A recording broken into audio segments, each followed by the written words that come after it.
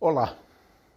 O movimento circular foi o mais utilizado ao longo de toda a história da humanidade para descrever o movimento dos astros. Essa ideia começou com Platão, que via na circunferência uma curva perfeita. Na realidade, ele se referia ao fato de que essa curva é simétrica sob rotações.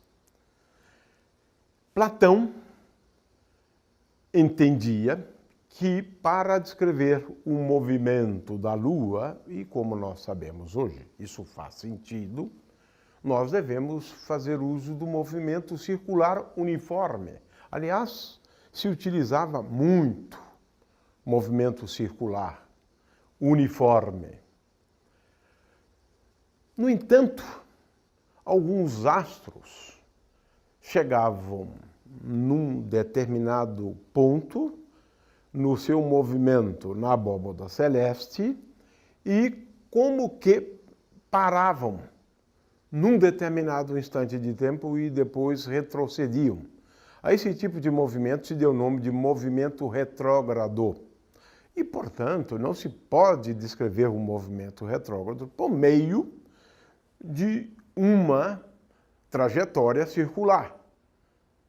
Então, se tinha a impressão de que a ideia de movimento circular morreu aí. Não. Ao contrário, Eudóxio, um discípulo de Platão, teve uma ideia, e essa ideia, pasmem, ela perdurou ao longo de mais de 2000 anos para descrever o movimento dos astros. A ideia de Eudóxio é fazer uso não de um movimento circular, mas de dois movimentos circulares.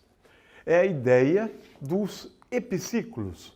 Sim, esse foi o nome desse tipo de movimento. Eu tenho aqui um astro e, de acordo com esse modelo, o astro teria um movimento circular, e eu estou falando aqui de movimento ao longo de uma circunferência, mas de tal forma que, além do astro girar numa trajetória circular, o centro da circunferência também exibiria um movimento circular. Temos, portanto, aqui a ideia de descrever o movimento dos planetas que exibiam um movimento retrógrado, utilizando dois movimentos circulares. Depois, Ptolomeu fez uso de movimentos circulares, mas introduziu algumas complicações e que não vale muito a pena a gente gastar muito tempo com isso. Ele introduziu um ponto chamado de equante, deferentes e assim por diante. O fato é que o modelo ptolomaico, que fazia uso de movimentos circulares uniformes, ele foi o modelo que perdurou por cerca de 2000 anos. E, na verdade, funcionava muito bem. Ele fazia previsões a respeito da posição dos astros com o passar do tempo e que só depois de milhares de anos conseguiram perceber alguma diferença em relação às previsões de Ptolomeu.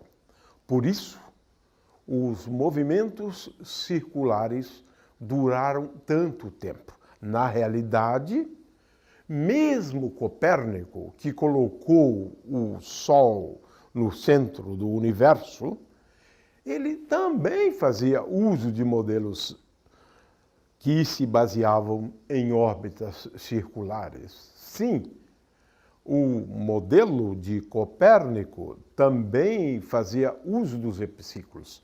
Era uma versão sem os equantes, por exemplo, de Ptolomeu, uma versão mais simples e fazia mais economias de ciclos. Mas até mesmo Copérnico, Tycho Brahe utilizaram esses modelos. Ou seja, movimentos circulares tiveram uma importância histórica monumental. Por mais de 2000 anos, utilizamos movimentos circulares para descrever o movimento dos astros. O que é importante que se entenda é que o movimento circular ocorre sempre que nós aplicarmos forças.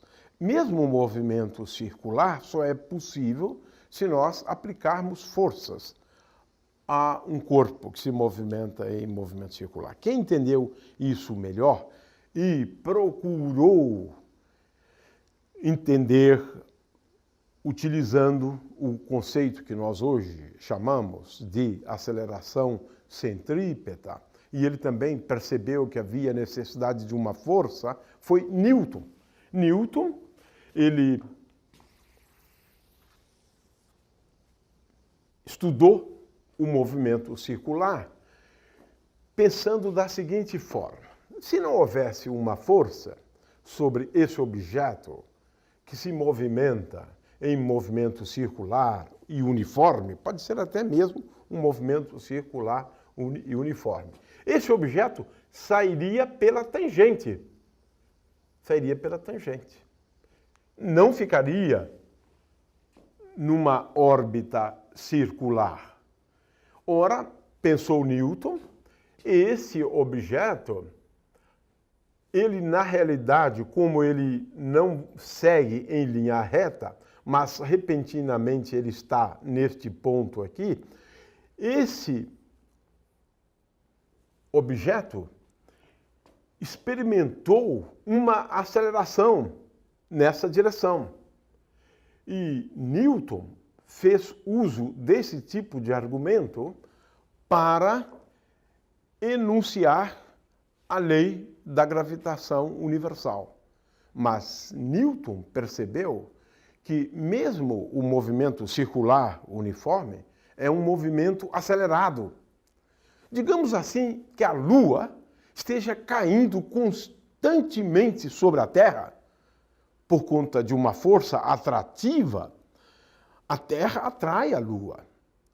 Como resultado dessa força, é como se a Lua estivesse continuamente caindo sobre a Terra sem jamais atingi-la. Esse é o ponto. Para entender o movimento circular, mesmo o movimento circular uniforme, que é o mais simples, nós precisamos fazer uso da dinâmica. De qualquer maneira, o que nós chamamos atenção é para o fato de que o movimento circular teve uma importância histórica muito, mas muito grande mesmo.